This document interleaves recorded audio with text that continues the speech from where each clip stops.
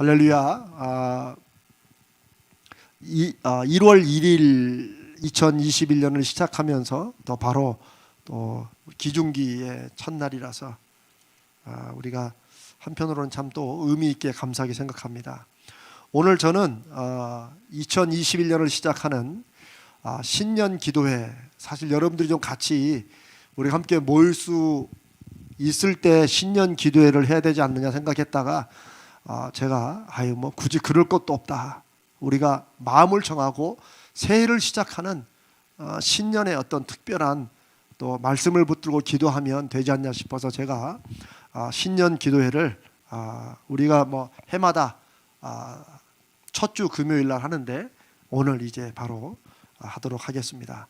오늘은 욥기서 1장을 통해서 소위 영적 세상, 영적이라 하는 스피리추얼이라고 하는 거, 보통 뭐 어느 교회나 목회자들이나 성도들이나 영적이란 말을 많이 쓰는데 그 영적인 어떤 눈, 영적인 관점, 영적인 전쟁, 이런 게 무엇을 의미하는지를 그 한 중요한 예가 욥기서 1장에 나와 있어서 그걸 여러분과 함께 나누고 오늘 이제 이 마음으로 우리의 기도의 중심을 올 한 해 잡으려고 합니다.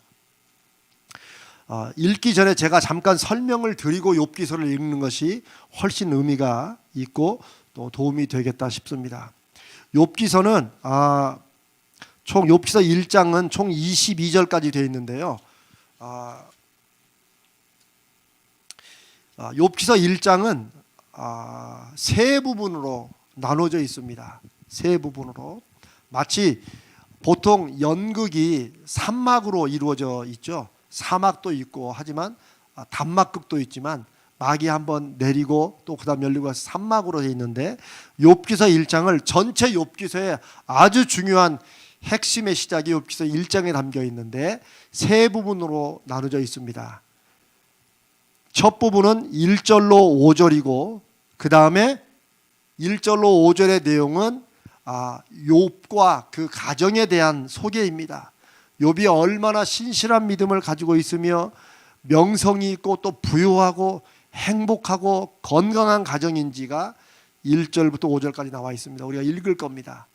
그 다음에 6절부터 12절까지가 아주 욥기서 전체를 이해하는데 너무나도 중요한 아주 특별한 구절입니다. 이거는 하늘의 장면, 지금 땅에 있는 욥에 관한 가정을 얘기하다가 지금 6절로 12절은 다른 성경에서는 찾아보기 힘든 저 요한계시록이나 묵시록에 찾아볼 수 있는 이런 말씀이 갑자기 하늘에서 이루어진 하나님과 천사와 사탄 사이에 이루어진 기록이 여기 쑥 들어와 있습니다. 요즘 말로 훅 들어와 있는 거예요.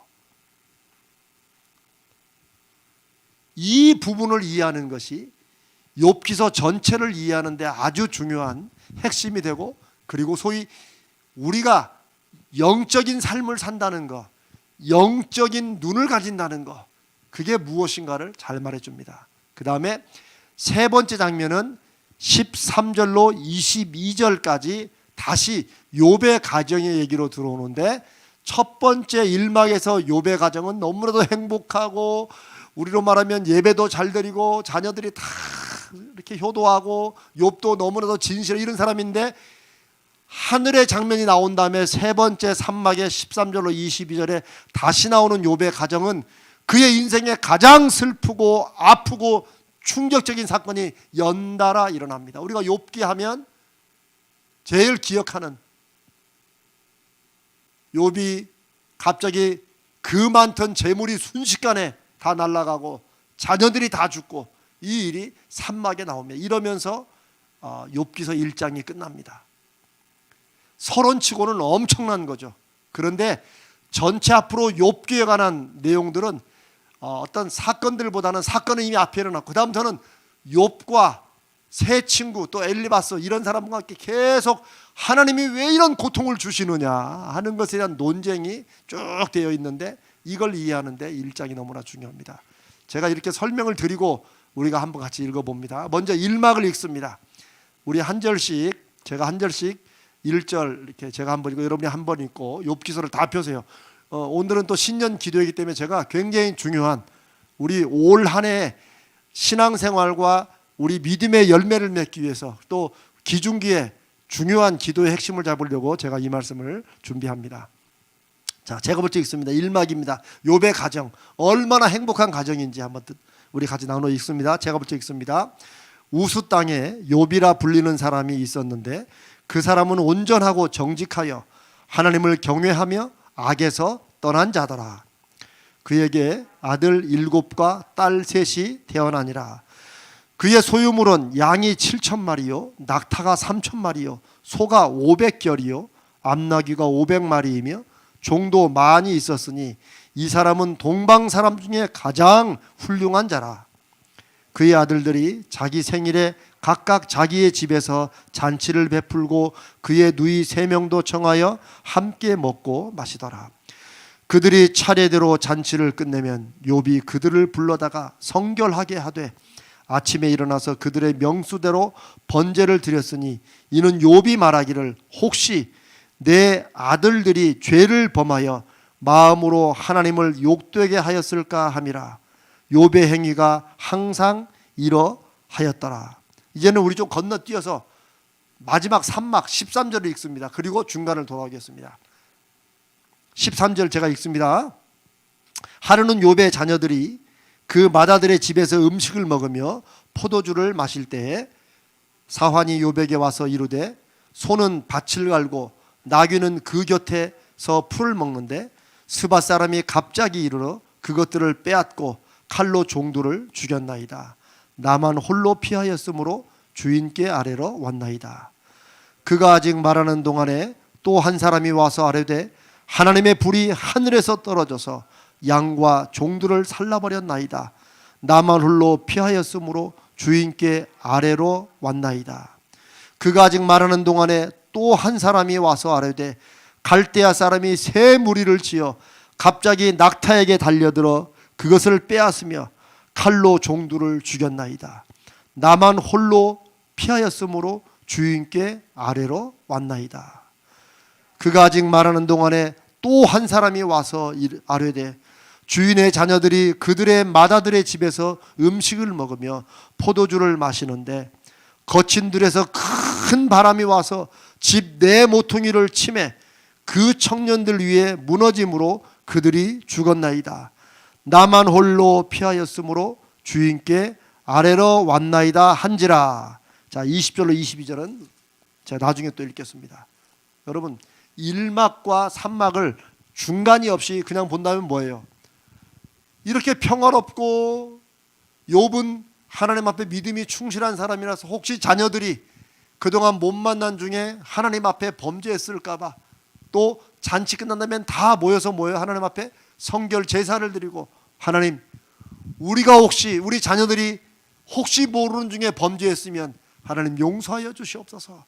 번제를 드리는, 우리 말하면 늘 자녀 모일 때마다 하나님 앞에 예배를 하면서 자신의 삶과 신앙을 새롭게 하는 이런 가정입니다. 그런데 13절부터는 뭐예요? 갑자기 종 넷이, 우리로 말하면 메신저가 오는 거죠. 갑자기 하나가 와가지고 나귀떼를 누가 또 스바 사람들 강도떼들이 와서 쳤고, 또 두 번째는 갑자기 막 하늘의 불이라고 말하니까 이제 번개 같은 거겠죠. 갑자기 내려가지고 또 죽이고, 또 와서 갈대아 사람이 와서 또 다 낙타들을 다 죽이고 재산이 다 날아갑니다. 그런데 마지막 네 번째에 온 종은 너무나도 엄청난 소식을 전해옵니다. 갑자기 큰아들 집에 아들 7과 딸 3이니까 10명이 온 형제 자매가 모여서 음식을 먹는 중에 돌풍이 몰아치고 집이 무너져서 다 죽은 거예요. 여러분, 이런 일들이 사람에게 동시에 이렇게 일어날 수 있겠습니까? 너무나도 놀라운 일이죠. 대체 욥기를 하나님이, 이 욥에 관한 일상을 통해서 하나님이 어떤 분이신가를 기록한 이 욥기서를 통해서 대체 무슨 말씀을 하시려고 이런 엄청난 사건을 등장시키나. 그런데 그 핵심이 바로 우리가 이제 지금 읽게 될 6절부터 12절까지 1막과 3막은 땅에서 욥의 가정을 중심으로 일어난 일입니다. 우리가 어떻게 보면 참 그 사람 어떻게 보면 왜 그런지 모르겠어. 어떻게 저런 일이 일어났어? 세상에 그렇게 잘 나가던 집안이 하루아침에 쑥대밭이 됐어. 이런 얘기 우리가 종종 듣기도 하잖아요. 어떤 사람들은 승승장구 잘 나가는데 워낙 지독하게 악하게 다른 사람들의 피눈물을 짜서 자기들 식구들 배불리는 사람들이 나중에 큰 철퇴를 맞아가지고 뭐 정치적으로나 뭐 타격을 맞아가지고 완전히 무너질 때 우리는 또 그런 얘기 듣잖아요. 참 그렇게 지독하게 못되게 살더니 하늘에 벌 받은 거지. 이런 말 하기도 하고, 어떤 가정은 아니 그 가정은 그렇게 그래도 믿음 생활도 잘하고 그렇게 다 좋은 사람들 어떻게 그런 일이 일어났어 세상에. 이런 일들이 우리 일상에 일어난 일입니다. 근데 욥기서는 6절부터 12절에 이 말씀을 욥에게 일어난 사건 가운데 넣어놓고 있습니다. 이제 그 점을 중심으로 해서 대체 무슨 일이 일어났는가를 저와 한 절씩 교독합니다. 6절 제가 읽습니다. 하루는 하나님의 아들들이 와서 여호와 앞에 섰고, 이건 천사들이죠. 사탄도 그들 가운데 온지라. 여호와께서 사탄에게 이르시되 네가 어디서 왔느냐? 사탄이 여호와께 대답하여 이르되 땅을 두루 돌아 여기저기 다녀왔나이다. 여호와께서 사탄에게 이르시되 네가 내 종 욥을 주의하여 보았느냐? 그와 같이 온전하고 정직하여 하나님을 경외하며 악에서 떠난 자는 세상에 없느니라. 사탄이 여호와께 대답하여 이르되 욥이 어찌 까닭 없이 하나님을 경외하리이까? 주께서 그와 그의 집과 그의 모든 소유물을 울타리로 두르심 때문이 아니니까? 주께서 그의 손으로 하는 바를 복되게 하사 그의 소유물이 땅에 넘치게 하셨음이니이다. 이제 주의 손을 펴서 그의 모든 소유물을 치소서. 그리하시면 틀림없이 주를 향하여 욕하지 않겠나이까? 여호와께서 사탄에게 이르시되 내가 그의 소유물을 다 네 손에 맡기노라. 다만 그의 몸에는 내 손을 대지 말지니라. 사탄이 곧 여호와 앞에서 물러가니라. 여러분, 제가 말씀드린 대로 만약 이 둘째 장면이 6절부터 12절까지의 이 장면이 없었다면 우리는 욥의 가정과 욥의 식구에 일어난 일들을 어떻게 이해했을까요? 그 원인을 어디서 찾았을까요? 자연재해로 찾았겠죠. 혹은 갑자기 불행한 일이 훅 닥친 이유들을 나름대로 찾겠죠. 우리로 말하면 요즘 말하면 도둑대에 의해서 재산을 잃은 것, 이 사회가 안전하지를 못해, 이런 얘기를 하겠죠. 사람들이 악해서 억울하게 당한 참변 어떻게 되느냐? 그러니까 더 경찰을 강화하고 그런 사람들은 아주 일벌백계 해야 된다, 이런 말들이 나오겠죠. 갑자기 돌풍이 몰아쳐서 10명의 장들이 다 죽은 거. 그러니까 지금 기후변화가 이렇게 심각하니까 우리가 탄소연료 이거 쓰는 걸 줄여야 된다라고 대책을 말하고 나름대로 욥에게 일어난 불행에 대해서 이해를 할 것입니다. 그렇죠?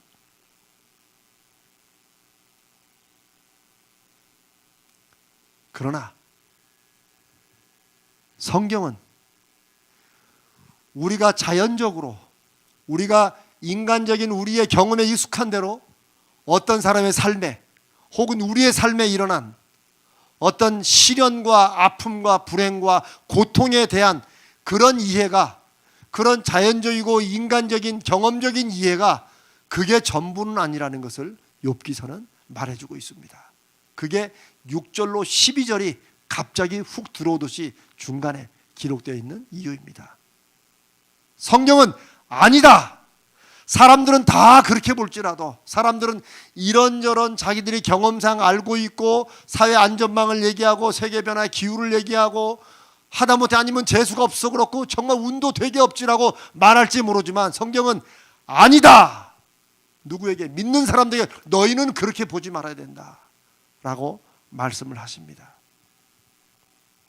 그리고 욥기는 우리에게 둘째 막, 6절로 12절을 보여줍니다. 이 둘째 장면을 우리가 보지 못한다면, 우리가 알지 못했다면 누구도 욥에게 일어난 일들을 신앙적으로 하나님과 연결해서 보지 못할 것입니다. 성경은 적어도 하나님의 말씀으로 믿고 따르는 사람들에게, 우리 그리스도인들에게 우리 인생과 이 세상의 모든 일은 그저 하나의 세계가 아니라 두 개의 세계로, 우리가 살아가는 삶이나 이 세상이 그냥 이걸로만 다 되는 게 아니라는 거예요. 여기서 일어난 일들, 나름대로 우리가 이유를 찾고 사회 구조를 얘기하고 정치 시스템을 얘기하고 경제 시스템을 얘기하고 이렇게만 이해하는 것, 이것이 전부 아니고 이것으로 다 세상을 볼 수 있는 게 아니라고. 우리가 살고 있는 이 세상은 두 개의 세계로 나눠져 있다고, 그렇게 구분되어 있다고 말씀해 주십니다. 눈에 보이는 세계가 있고 눈에 보이지 않는 세계가 있다는 거예요. 우리가 예수 믿으면서도 욥기서 1장의 6절로 12절을 빼고 첫째 막과 세 번째 막만 그렇게만 이해하면서 어려운 일이 일어나면 하나님 아버지, 이 일이 왜 일어났습니까? 제가 하나님의 뭔가를 잘못했습니까? 하나님 축복해 주십시오, 해결해 주십시오라고 이렇게 기도만 하고 살아가는 거죠. 안 믿는 사람들, 하나님을 모르는 사람도 자기들 나름대로 해결 방법을 찾아갈 겁니다. 나름대로 찾아갈 거예요.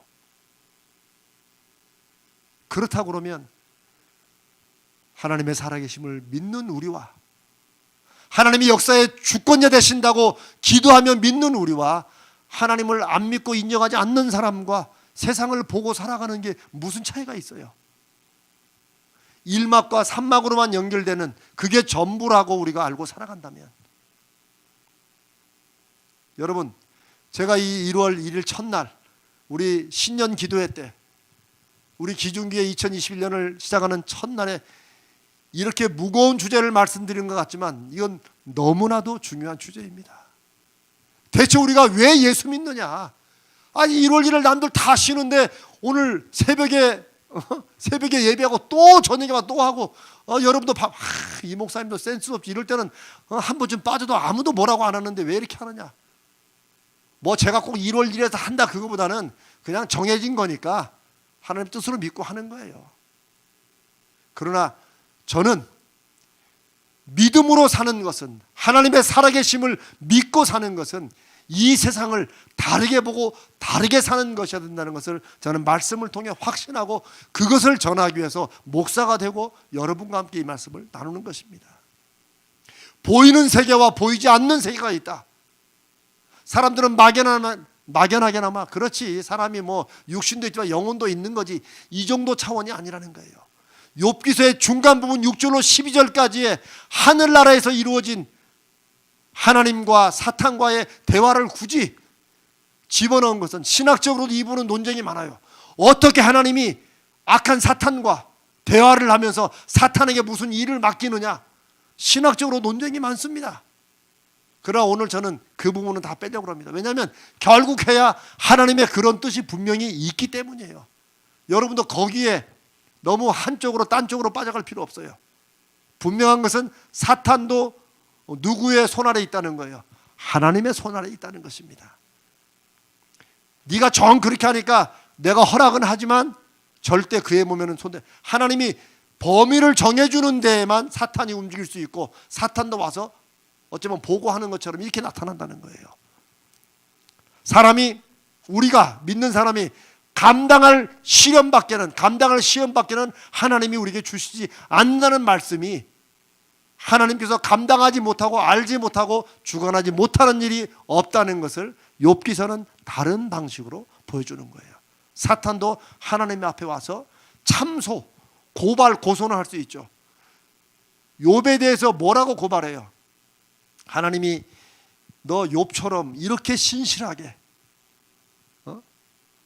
사탄 너는 그렇게 안 하지만 이렇게 신실하게 하나님을 섬기는 사람을 받느냐 그러니까 사탄이 뭐라고 바로 참소해요. 신약이나 구약이나 사탄은, 마귀는 참소하는 자. 그게 이제 오늘날 검사예요. 프라시큐트 한다고 그래요. 고소 고발하는 거예요. 잘못을 딱 찍어가지고 막 그걸 드러내는 걸 말하는 거예요. 그게 사탄이 제일 잘하는 거예요. 교회에서도 위로해주고 격려해주고 세워주는 말 아니고 약점과 단점과 부정적인 게 눈에 빨리 들어오고 귀에 빨리 들어오고 입으로 빨리 나가는 사람들이 있어요. 어느 교회나 다 있어요. 우리 교회는 저는 없기를 바라지만 있겠지요. 그거는 신앙이 하나님 앞에 바로 서지 못한 거라고 저는 봅니다. 자기 성질 자기가 못 이기는 거죠. 그런 말 나올 때는 차라리 입 다물고 있는 게 좋아요. 굳이 내가 참소하는 자가 하나님 앞에 되지 않겠다, 이런 게 좋은 거죠. 그런데 사탄이 뭐라고 참소를 해요? 하나님, 욥이 까닭 없이 이유 없이 그렇게 하나님을 잘 믿고 섬기고 따르겠습니까? 욥이 하는 말은 세상이 하는 말과 똑같아요. 뭐라고 해요? 가는 게 있으니까 오는 게 있죠. 그 말이에요. 하나님의 사랑은 값없이 주시는 사랑인데 우리는 늘 가는 게 있으면 오는 게 있고, 이게 그냥 오자고 뭔가 원인, 인과가 있다. 원인이 있으면 결과가 있고 결과는 반드시 원인이 있다고 하는 이런 세상에 살고 있다 보니까 그 말을 한마디로 뭉뚱그려 말하면 뭐예요? 세상에 공짜는 없다. 이거 대단한 지혜처럼 알잖아요. 그게 여러 면의 사실입니다. 왜? 사람은 그렇게 악하기 때문에. 그러나 그게 몇몇 우리 삶 중에 사실일지언정 그게 진리는 아니라는 것을 알아야 돼요. 하나님은 우리에게 그 귀한 것을 공짜로 주셨고, 그 공짜로 은혜를 받은 우리에게 뭐라고 그래요? 값없이 받았으니 거저 주어라고 말씀하시는 거예요. 그래서 저는 부족하지만 뭘 하든지 간에 저는 늘 그래요. 우리가 하나님께 받은 거 값없이 받았으니까 교회가 할 수 있는 일은 그저 거저 주는 거다, 나눠주는 거다. 저는 다 실천은 못하지만 그래도 이것을 중심으로 우리 상담센터도 앞으로 할 것이고, 우리 교회에서 우리 오병이어 사역팀을 통해서 그래도 뭔가 주려는 그런 것이 바로 이 말씀의 근거에 있다고 믿습니다. 그러나 세상은 그렇게 보지 않습니다. 욥기서의 사탄의 말이 그거예요. 아니, 욥이 그냥 그렇게 하겠냐고. 결국 뭐예요? 하나님이 축복하시고 하나님이 막아주시기 때문에. 즉 여기에 숨어있는 또 다른 진리는 뭐예요? 우리 삶이 하나님의 은혜로 편안하다고 말할 때 그건 진짜라는 거예요. 욥은, 사탄은 욥이 그렇게 편안하고 잘 되고 하나님을 사랑하는 것은 하나님이, 사탄이 뭔가 공격해서 먹어서 그 사람을 시험 들게 하고 악하게 하려고 하지 못하도록 막기 때문에 하나님이 보호해 주시고 복을 주시니까 그런 게 아니냐. 하나님이 그 손을 잠깐만 치우시면, 자기가 좀만 공격하면은 그냥 하나님을 욕하고 원망하고 저주할 것이다, 다른 사람과 똑같을 것이다 라고 말하는 거예요. 이게 단지 지금부터 3,500년, 4,000년 전에, 소위 말 3,500년, 3,000년 전에 욥에 관한 얘기만 말하는 게 아니에요. 오늘날 시대는 그렇지 않습니까?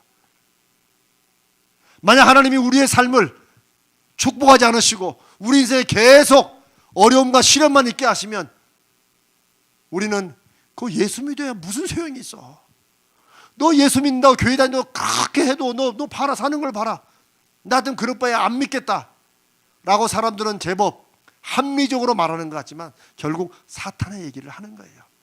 결국 마귀 얘기를 하는 거예요. 하나님과 우리의 관계도 오고 가는 게 있어야, 주고받는 게 있어야 너 신앙이지라고 말하는 거예요. 그러나 자기 아들을 우리를 위해서 값없이 내어주신 그 하나님이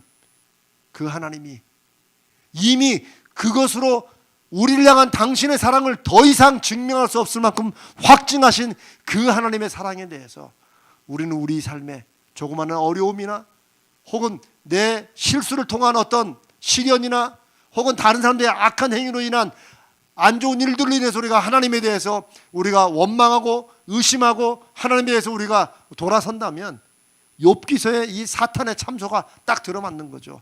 욥이 그렇게 하나님을 잘 섬기는 이유가 뭐겠어요? 하나님이 막아주시고 복을 주니까 오고 가는 게 있으니까 그렇지, 그걸 한번 끊어보십시오. 분명히 욥이 하나님을 돌아설 겁니다. 틀림없이 주를 향하여 욕하지 않겠습니까? 사탄은 이 시대, 이 세상 사람들의 대변인입니다. 이 세상 사람들은 하나님을 모른다 안다, 무슨 종교의 문제가 아니라고 말씀드린 이유가 바로 이것입니다. 사랑하는 여러분, 이 중간 부분이 6절로 12절이 욥기서 전체를 이해하고 우리의 소위 신앙생활, 우리가 믿음으로 산다는 것이 무엇인가를 가장 잘 말해주는 이유가 제가 지금까지 드린 말씀 때문에 그렇습니다. 우리의 믿음 생활은 제가 수십 번 수백 번 강조하지만 그냥 어떤 사람은 힌두교, 어떤 사람은 이슬람교, 나는 기독교, 우리는 이 정도에 만족할 때가 많아요. 요즘 현대 크리스찬들은. 그러나 하나님은 저와 여러분을 하나님의 자녀로 삼으시고 하나님의 보호하심을 주시기 위해서 우리를 다시 하나님의 자녀로 부르시기 위해서 당신의 독생자를 대신 십자가에서 죽게 하신 그런 아버지신데, 우리는 그저 신앙생활에 너무 깊이 빠지지 마, 적당히 라고 말함으로써 우리의 삶이 이 세상에서 어떻게 하나님을 믿는 믿음으로 이 세상의 주권자이시라고 고백하면서 하나님의 주권이 우리 인생에 어떻게 나타날지를 우리가 한 번도 하나님 앞에 그렇게 순종해 보거나 실천해 보지 않은 채 그냥 적당한 거리를 가지고, 저 열왕기상의 엘리야가 말한 것처럼 하나님과 사람 사이에 양다리를 걸치고 사는 것처럼 우리가 그렇게 살고 있기 때문에 뭔가 기도한다고 하는 것 같지만 또 안 되고, 그러면 또 좀 시큰둥해졌다가 뭔가 또 대문 또 붙었다가, 어려움이 없을 때는 하나님과 좀 멀어졌다가 어려움이 있으면 또 하나님 붙잡았다가, 저는 우리에게 그런 연약함이 저는 어쩔 수 없고 당연하다는 거 저도 인정합니다. 저도 그런 사람이기 때문입니다. 그러나 그래도 우리가 하루하루 살아가면서 2020년을 보내고 2021년을 맞으면서 우리 하루 작년보다는 올해가 더 큰 믿음의 소망과 결단과 하나님 향해서 내가 하나님 이것만큼은 내가 아버지 앞에 한 단계 성숙한 자세로 내가 이 세상을 이제는 이전에 봤던 눈이 아니고 영적인 세계를 아는 눈으로, 믿는 믿음의 눈으로 살겠습니다. 뭐 이런 결심이 있어야 되지 않겠습니까? 왜요? 그런 게 있어야 하나님을 믿는 믿음을 통해서 우리의 인생이 하나님이 원래 계획하시고 원하시는 그런 방식대로 열매가 맺어진다는 거예요. 중요한 건 그겁니다. 우리가 적당히 그냥 믿어도, 그냥 말씀을 머리로 알고 내 사는 것은 그냥 그동안 살아왔던 방식으로 살아가도 된다 그러면 왜 굳이 하나님이 우리를 피곤하게 말씀에 충실하며 왜 기도하라고, 왜 순종하라고 그러고 왜 그러겠어요?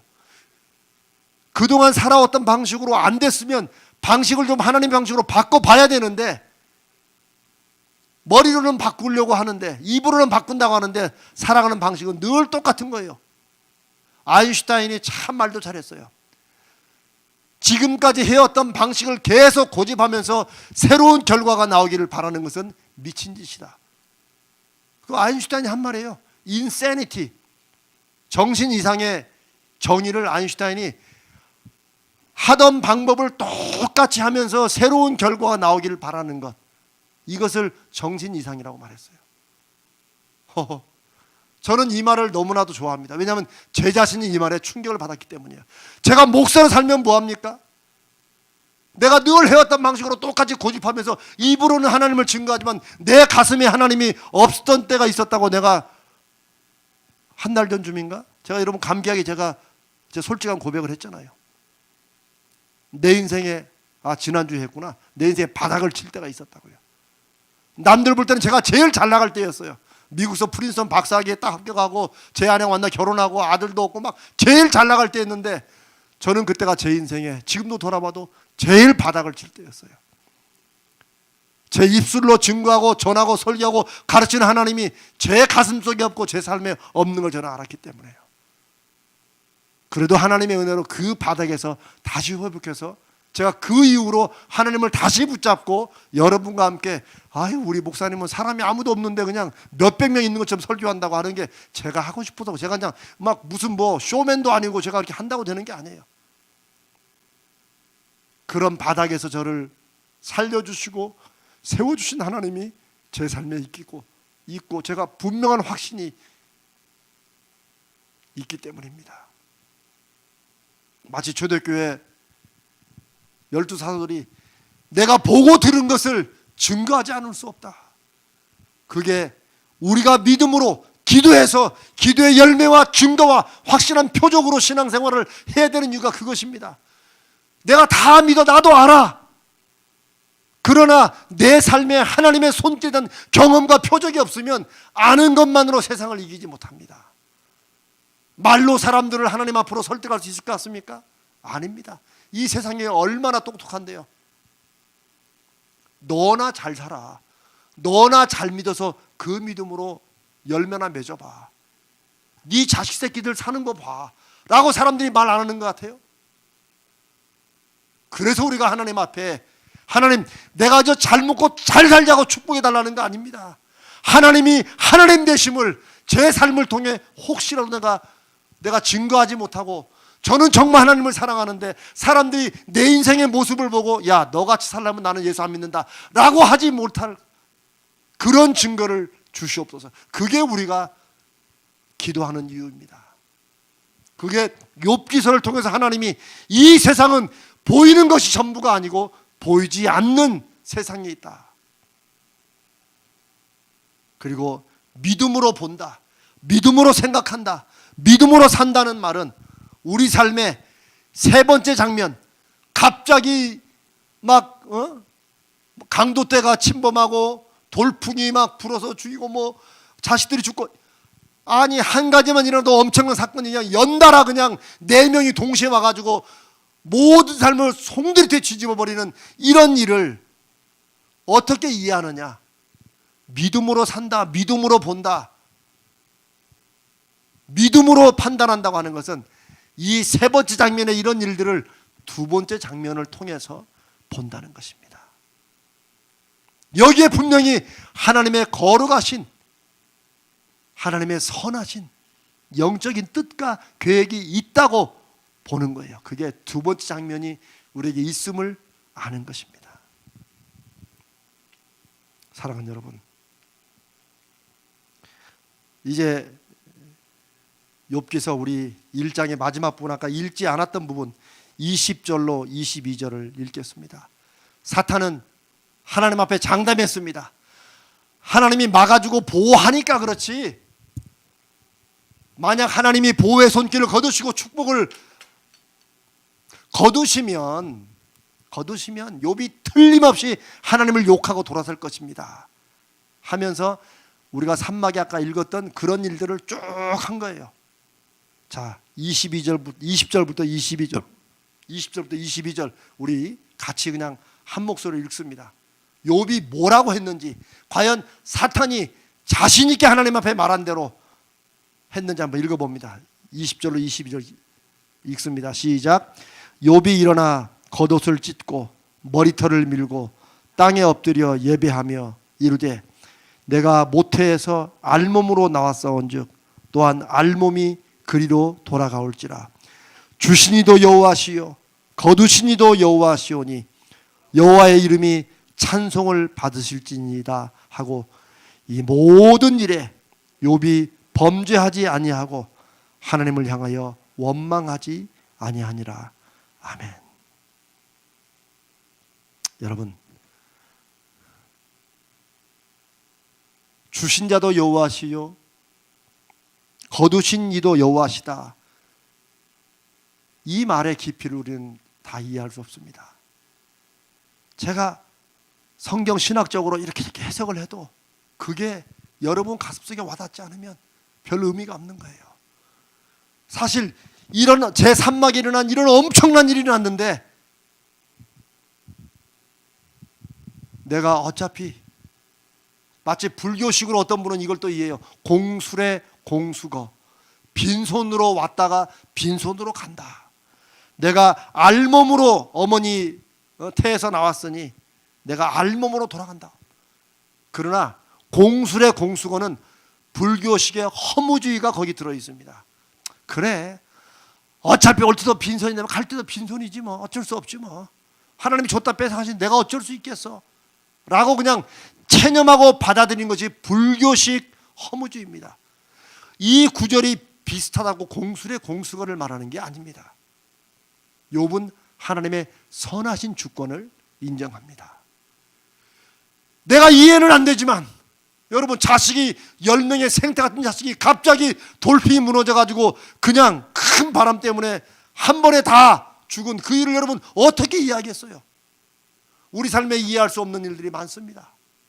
그러나 내 이해를 넘어서 하나님은 선하시고 그 인자하심이 영원하신 분이라는 사실을 정말 그 하나님을 내 삶의 경험으로 믿고 신뢰하고 의지한다면 내 머리와 가슴은 이해가 안 될지라도 그래도 그것을 넘어서서 하나님은 선하신 분이니 하나님 무언가 뜻이 계시겠지요. 이게 욥의 고백의 의미입니다. 내가 모태에서 알몸으로 나왔사온즉 또한 알몸이 그리로 돌아가올지라 주신이도 여호와시요 거두신이도 여호와시오니 여호와 이름이 찬송을 받으시지니라. 아유 그래 주셨다 가져가시겠지, 이런 식의 차원이 아니라는 것만 아시고 이 욥의 고백 속에는 하나님의 선하신 주권에 대한 인정이 있습니다. 우리가 이것은 우리 삶에 어쩌면 예수님께서 저 겟세마네 동산에서 그렇게 간절하게 아버지여 할 수만 있으면 이 십자가의 잔을 제게서 물려 주옵소서, 제가 마시지 않게 해 주옵소서, 밤새도록 기도하시다가 제일 마지막 결론은 그러나 내 뜻대로 마시고 아버지 뜻대로 하옵소서. 아유 하나님이 하신다면 내가 어쩔 수 있나 할 수 없지, 이런 식의 자포자기에서 나오는 말씀이 아닙니다. 그건 하나님이 어떤 분이신지, 얼마나 좋으신 분인지 내 머리와 내 가슴으로는 이해할 수 없는 그런 분인데 나중에 돌아보니까 하나님이 이렇게 하시려고 하셨구나라는 그런 감동과 감격을 주실 분임을 알기 때문에 인간적으로는 감당할 수 없는 엄청난 일 앞에서도 하나님을 인정하는 믿음, 우리가 지금은 이런 믿음 수준에 못 들어간다 할지라도 그러나 결론은 욥은 하나님을 원망하지 않았습니다. 욥은 사탄과의 전쟁에서 이긴 거예요. 하나님이 그 보호하시는 손과 축복의 손길을 걷어가 보십시오. 그러면 당장 욥이 돌아서 하나님을 욕하지 않겠습니까? 라고 호언장담했는데 욥은 하나님을 원망하지 않습니다. 자, 그런데 여러분 중요한 것은 이것입니다. 욥이 둘째 부분 이것을 알았을까요? 몰랐을까요? 저는 욥이 디테일하게 자세하게 지금 우리가 읽은 것처럼 욥이 하나님이 사탄에게 그 얘기를 듣고 어쩌면 하나님께서 욥을 한번 자랑하고 싶고 네가 참소하는 게 옳지 않다는 걸 증거하시기 위해서 이렇게 하신 것까지는 욥이 몰랐을 수 있습니다. 그러나 욥의 하나님에 대한 신앙과 인격으로 볼 때 욥은 분명히 두 번째 막, 즉 세상은 1막과 3막으로만 이어지는 게 아니라는 거예요. 어떤 사람은 잘 살고 그러다 보면 또 일이 좀 꼬여가지고 힘들어지고, 이게 우리 삶에서 경험하는 거 아닙니까? 아니면 3막에서 1막으로 가는 사람도 있겠죠. 늘 힘들다가 아유 그 사람 그렇게 고생하더니 나중엔 잘 됐어.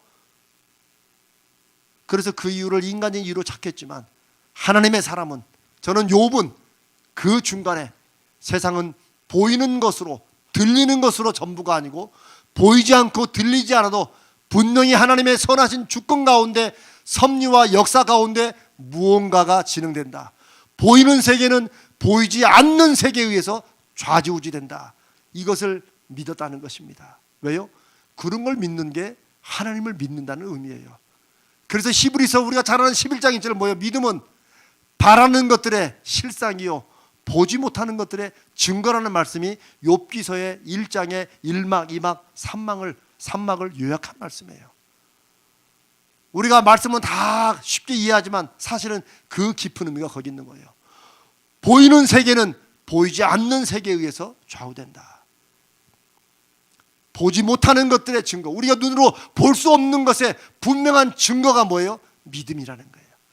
욥은 믿음으로 이 모든 일막과 이 산막에 일어난 일들을 하나님을 믿는 믿음으로 이미 보았고 알았고, 완전히 알 수는 없지만 저 고린도서 13장 마지막 절처럼 우리가 지금은 거울로 보는 것 같이 희미하나, 그때 거울은 우리처럼 지금 좋은 거울이 아니고 청동 거울이라고 해서 흐릿한 거 있죠. 2000년 전 거울은 그거였어요. 그러니까 이게 정확히 보이지 않고 보이긴 보이는데 흐릿해 보여요. 사도 바울이 우리가 지금은 그 거울을 보는 것처럼 희미하게 보여서 제대로 상황을 다 분간할 수 없지만, 그때는 하나님이 역사하시고 하나님의 온전하신 섭리가 나타날 때는 우리가 얼굴과 얼굴을 대하여 볼 것 같이 볼 것이다 하고, 그게 사도 바울의 믿음이었어요. 사도 바울이 자신의 전도 여행에서 한없이 수고하고 당하고 맞고 쫓겨다니고 죽을 뻔하고 이 모든 고난을 겪으면서 사도 바울은 확신했어요. 내가 지금은 다 이해하지 못하지만 사도 바울이 분명히 믿고 확신했던 건 뭐예요? 하나님의 선하심이 내 인생을 지금도 주관하시고 나는 하나님의 인도하심 가운데 지나가고 있다. 기쁨도 슬픔도 아픔도 감격도 하나님의 은혜 가운데 있다는 것. 우리가 잘 아는 로마서 8장 28절에 우리가 알거니와 하나님을 사랑하는 자 곧 그의 뜻대로 부르심을 입은 자들에게는 모든 것이 합력하여 선을 이룬다는 사실을 사도 바울과 함께 말씀을 나눴던 모든 로마의 교인들은 경험했다는 거예요. 왜? 그걸 경험하고 그 하나님을 경험하는 것이 믿음이라는 것을 이들은 알았기 때문입니다. 이것을 경험하지 못한 채 하나님의 합력하여 선을 이루시는 그 하나님을 경험하지 못한 채 사는 것, 그것은 믿음의 초보도 아니고 아직 믿음으로 못 들어왔다는 것을 의미하는 거였어요. 욥도 이막에서 돌아가는, 즉 하나님의 선하심과 뜻, 하나님의 거룩한 섭리 가운데 무언가 진행되는 것을 알고 확신했기 때문에 주신 분도 여호와시고 취하시는 분도 여호와시니 여호와의 이름은 찬송을 받을 만큼, 내가 이해는 못할지라도 하나님은 찬송받아. 하나님이 분명히 좋으신 뜻이 있으시겠죠. 하나님의 선하신 뜻을 믿습니다 라고 찬송하고 마귀가 생각한 것처럼 하나님을 욕하지 않고 하나님 앞으로 돌아서지 않았다는 것입니다. 이렇게 일막과 산막의 눈에 보이는 세상을 보이지 않는 이막으로 이해하고 보고 그 믿음으로 받아들일 수 있는 사람, 이런 사람을 성경은 뭐라고 불러요? 그리스도인이라고 부릅니다. 하나님의 자녀라고 부르는 것입니다.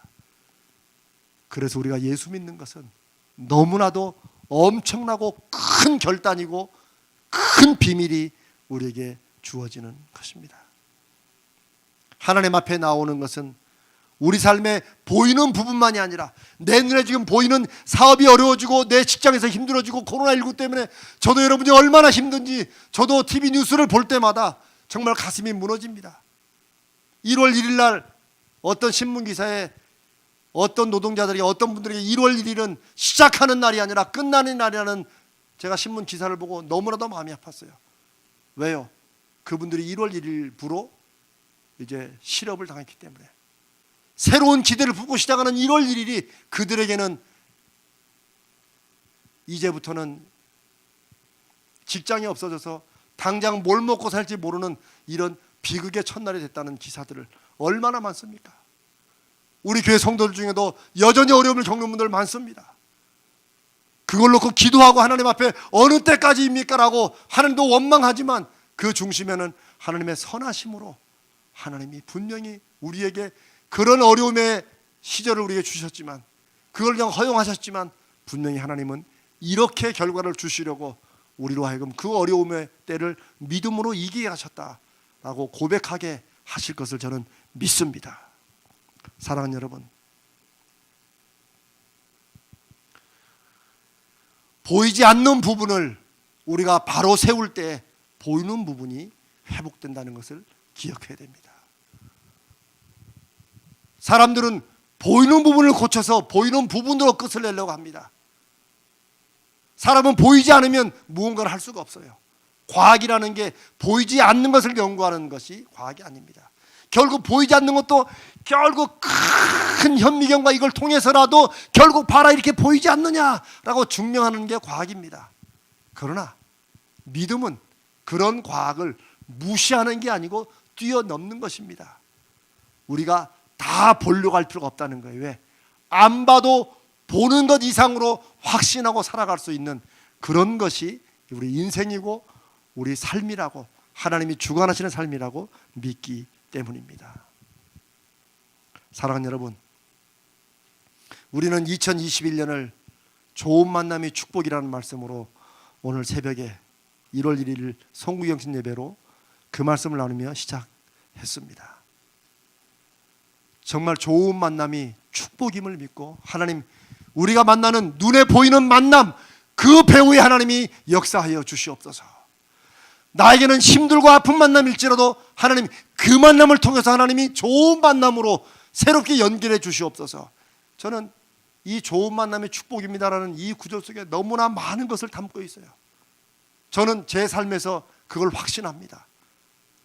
좋은 만남은 딱 볼 때부터 야, 이 사람과 연결되면 좋겠다, 이렇게만 보면 우리는 1막과 3막으로만 인생을 살아가는 거예요.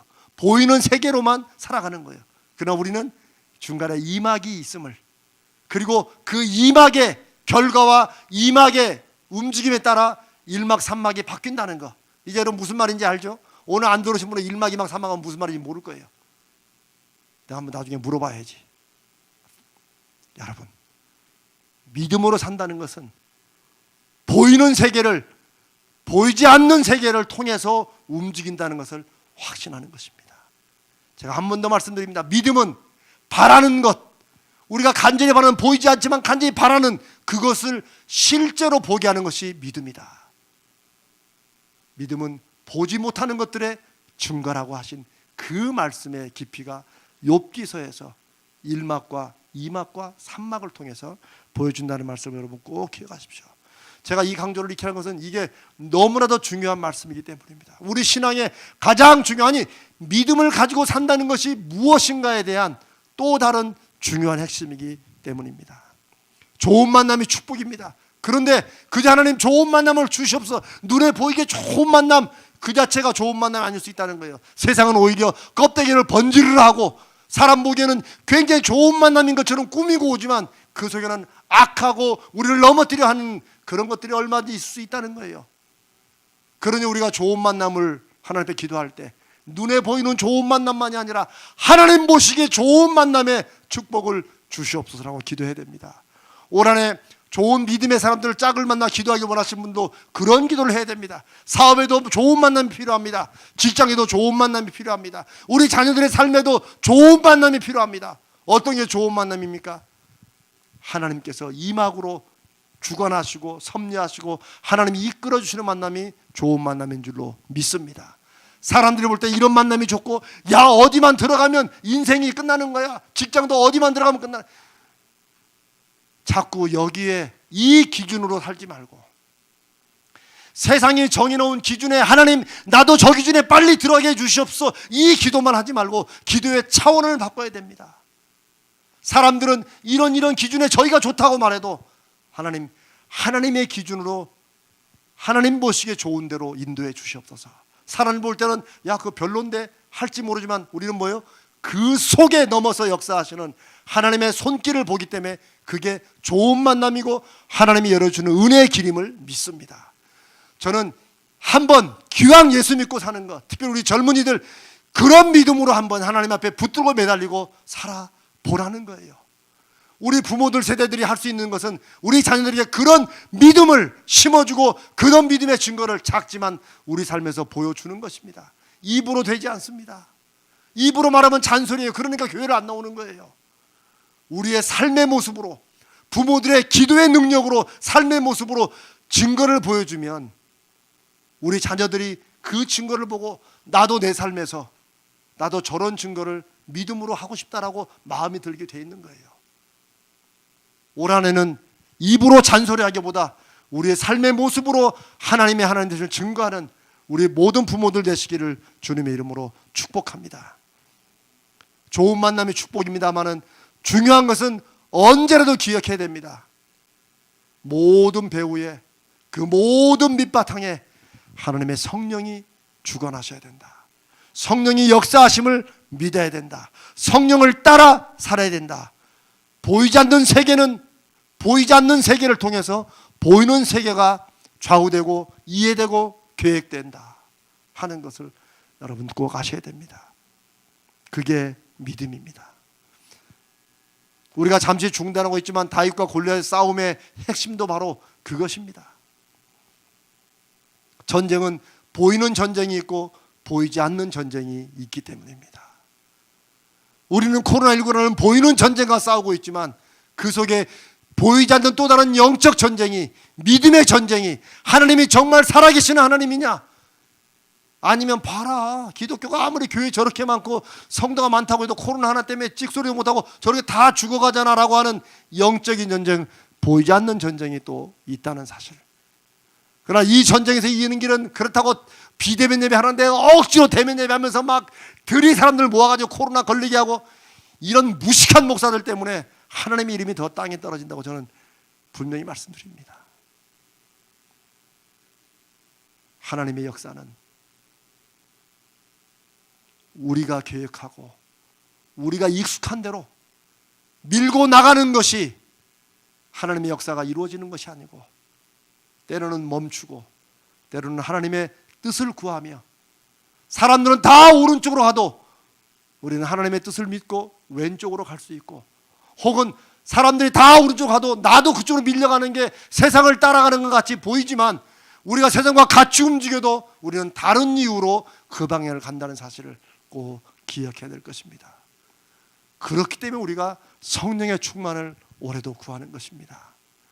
성령 하나님의 거룩하신 지혜와 역사하심으로 우리로 깨닫게 하시고 우리로 확신케 하시고 알게 해주시고, 우리가 제2막에 하나님 나라와 하나님의 뜻 가운데 이루어지는 일이 있음을 믿고 우리 삶의 아주 작고 사소한 부분부터 큰 목표까지 하나님의 선하신 주권에 맡기는 것입니다. 사랑하는 여러분, 우리가 기도를 해야 되는 이유도 바로 그것입니다. 왜냐하면 우리의 기도는 이런 영적 전쟁과 이런 영적 시각을 가지고 보이지 않는 세계를 확신하며 보이는 세계를 바꾸고 이겨나가는데 필요한 무기가 바로 기도이기 때문입니다. 우리의 기도는 이런 영적 전쟁을 이기는 가장 강력한 힘이요 방법입니다. 왜요? 하나님이 주셨기 때문입니다. 기도 자체가 그런 힘이 되는 게 아니고 하나님이 그 기도를 우리에게 이 세상을 믿음으로 이기고 하나님의 뜻을 구하며 열매 맺는 길로 하나님이 주셨기 때문입니다. 만약 기도를 하나님이 가르치지 않고 예수님이 가르치지 않고 기도의 중요성을 주님이 말씀하시지 않았다면 저도 이렇게까지 기도를 안 할 겁니다. 우리가 그냥 말씀 공부하고 이렇게 살아가면 되죠. 그러나 기도는 예수님이 친히 모범을 보이셨고 예수님이 친히 하시며 우리에게 강조하신 것입니다. 여러분, 우리 소망으로 써 있는 거 보세요. 내 이름으로 무엇이든지 내게 구하면 내가 행하리라. 요한복음 14장 14절 말씀. 저 말씀은 한 말씀밖에 불과하지만 요한복음 아니 마태마가도 요한복음에 주님은 기도에 관한 권면의 말씀으로 가득 차 있습니다. 사랑하는 여러분, 기도를 통해서 하나님의 뜻을 알 수 있습니다. 하나님이 주시는 능력을 얻습니다. 왜요? 기도는 하나님이 주신 하나님과 연결되는 통로이기 때문입니다. 이 땅과 하늘이 연결되고 산막이 이막을 볼 수 있는 길은 기도를 통해서입니다. 그래서 우리가 기도하는 것입니다. 2021년 금요 기도회, 신년 기도회로 시작하면서 우리 기도에 대한 우리의 자세와 우리가 왜 기도하는가를 다시 한번 새롭게 하십시다. 그래서 이 기도의 시간과 이 기도의 자리를 기억하고 함께하는 믿음의 동지들이 올해는 더 필요합니다. 언제나 이 시간 이 자리를 기억하고 함께하는 기도의 용사들이 정말 많아지기를 원합니다. 제가 여러분 이걸 프로그램 놓고 여러분을 몰아붙이면 여러분이 안 나오겠습니까? 제가 출석 체크하면 안 나오겠어요? 그러나 그게 의미가 없다는 걸 너무나 잘 알기 때문에 제가 다시 한번 이 시간에 이 1월 1일에 이 신년 기도회에 주님의 이름으로 여러분 앞에 권면하고 호소합니다. 이 자리를 기억하시고 이 시간을 기억해 주세요. 그리고 함께 기도해 주세요. 우리 카톡방에서 우리 많은 중보기자들이 기도에 올라오면 기도한다고 하는 건 난 너무 감사하게 생각합니다. 그러나 그것으로 끝나지 마시고 이 기도의 자리에 나와야 됩니다.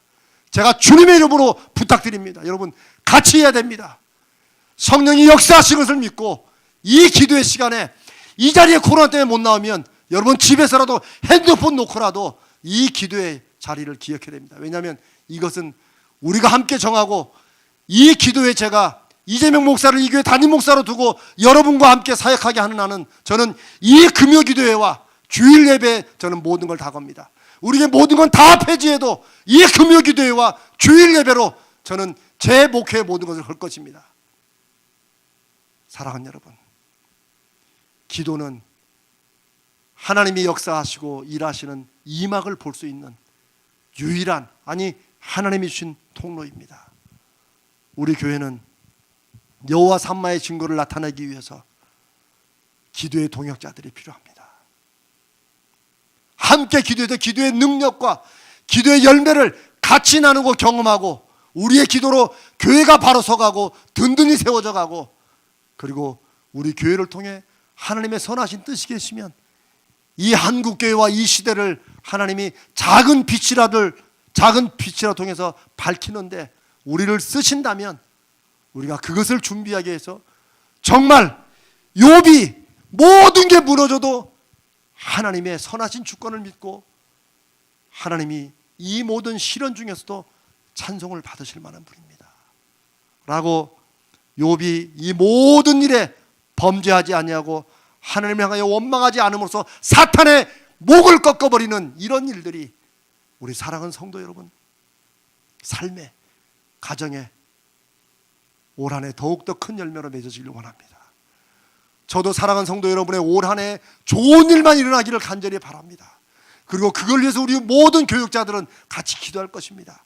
그러나 이유는 모르지만 어려움과 힘든 시련이 일어난다 할지라도 그것이 전부가 아니라는 것, 눈에 보이는 것이 전부가 아니라는 것, 제 이막이 하나님의 선하신 계획이 지금도 일하고 있다는 것, 그리고 하나님은 결코 사탄에게 지시지 않고 우리도 사탄에게 지는 것을 하나님이 원하시지 않는다는 그 마음을 여러분 새기십시다. 한 번 더 말합니다. 그래서 이 기도의 자리에 함께하는 동역자들이 필요합니다. 핸드폰으로라도 들어오셔야 돼요. 여러분 요즘같이 좋은 시대가 어디 있어요. 그래도 아마 우리가 이렇게 핸드폰, 스마트폰, 온라인 이런 게 안 돼 있으면 우리는 꼼짝없이 급속도로 한국교회는 망했을 겁니다. 그러나 우리 교회는 하나님의 은혜로 시스템도 다 돼 있고 이렇게 해가지고 여러분 우리 이번 어제 오늘 새벽에는 온라인으로 줌이라고 해서 또 다 함께 예배하는 모습 우리 장로님들도 보고, 여러분 그걸 왜 하겠어요? 함께 모이지 못하면 그래도 우리가 또 보는 게 중요하기 때문에 그런 것을 해보는 거 아닙니까? 다 여러분의 믿음을 위해서 무언가를 하고 있는 거예요. 여러분 다시 한번 주님의 이름으로 부탁드립니다. 영적 세계와 영적 실체를 확신한 제 2막의 삶이 3막의 삶을 결정하고 좌지우지한다는 것, 이것을 아는 사람들, 그리고 그것과 싸워 승리하기 위한 기도의 용사들이 필요합니다. 여러분 꼭 참여해 주십시오. 주님의 이름으로 부탁드립니다. 여러분이 안 해도 저는 교육자들과 해나갈 것입니다. 그리고 제가 이번 1년 동안 지난 1년 동안 해보니까요, 이제 내공이 많이 쌓였어요. 이제는 이거보다 코로나가 더 세져가지고 아예 교회에서 아예 모이지 못하게 할지라도 그러면 제가 제 방에서라도 요거 할 겁니다. 그래서 제가 수천 명 모인 것처럼 하나님의 능력과 힘으로 여러분과 함께 기도할 것입니다. 이게 중요한 것은 하나님이 우리를 여호와 삼마의 증거로 쓰시기 위함이라고 저는 믿습니다. 우리의 믿음은 보이는 세계에 의해서 좌우되는 것이 아니고 보이지 않는 세계에 역사하시는 하나님의 능력의 주권, 선하신 주권을 믿고 그걸 통해서 보이는 세계를 바꿔가는 일입니다. 오늘 이 말씀이 2021년을 시작하는 이 첫 우리 기적의 중보기도 시간에 우리 신년 기도에 우리 가슴에 새겨지기를 주님의 이름으로 축복합니다. 우리 한번 기도합니다.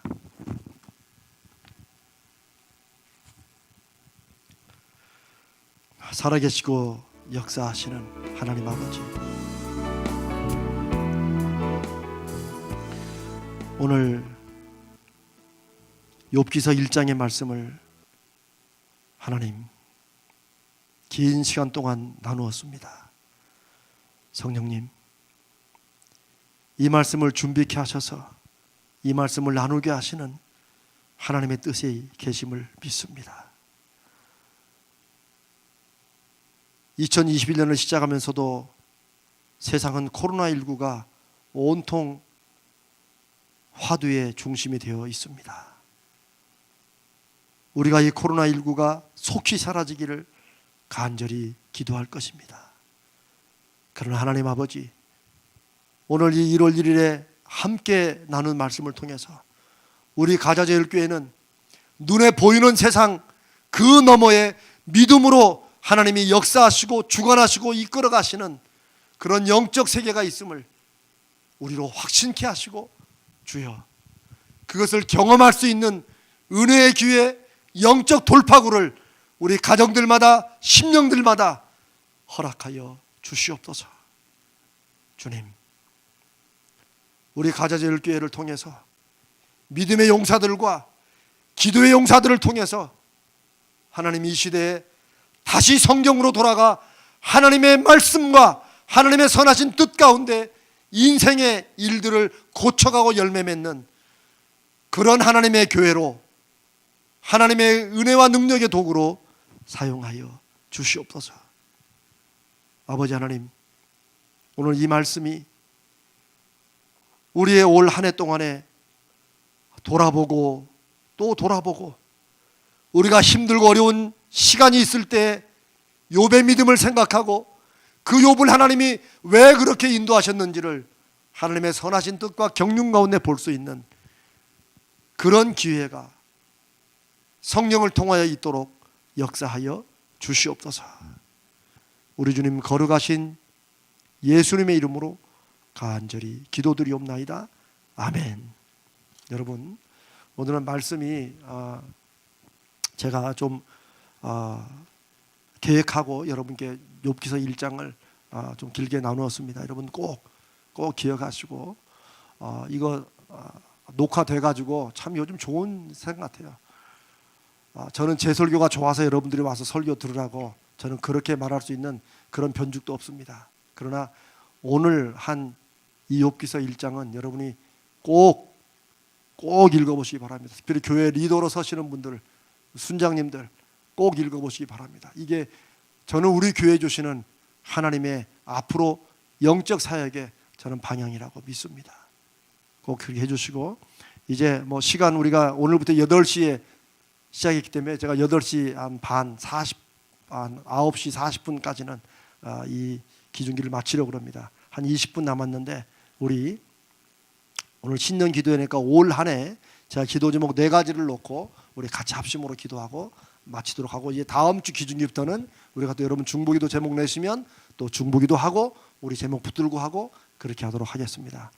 그래서 다음 주에도 이젠 본격적으로 하나님께서 또 우리 기도에 응답 주시고 역사하실 것을 믿고, 오늘은 첫 번째는 올 한 해 이 욥기서 1장 말씀을 중심으로 성령 충만한 신앙과 삶의 열매를 위해서 우리 잠깐 기도하겠고, 두 번째는 각 가정들을 위해서 가정들이 믿음 안에 이 보이는 세계를 보이지 않는 믿음으로 승리하고 나가는 가정들 되게 해주시라고 기도하겠고, 세 번째는 우리 교회 그리고 사역을 위해서 기도하겠고, 네 번째는 이 나라와 민족과 이 세계 복음화를 위해서 우리 기도하고 마치도록 하겠습니다. 우리 먼저 올 한 해 이 욥기서 1장을 중심으로 성령 충만이 왜 필요한가? 왜 성령님이 우리 모든 삶과 신앙의 중심이 되셔야 되는가? 우리의 신앙과 삶에 성령 충만한 열매를 위해서 여러분 기도 제목을 무엇을 잡든지 간에 올 한 해 이 욥과 같은 보이는 세계를 보이지 않는 세계에 대한 믿음의 확신으로 넘어서는 그런 믿음 주시라고, 성령 충만한 신앙과 삶의 열매를 위해서 우리 같이 한번 합심으로 우리 기도합니다. 살아계시고 역사하시는 하나님 아버지 감사합니다. 오늘도 이 말씀 가운데 우리를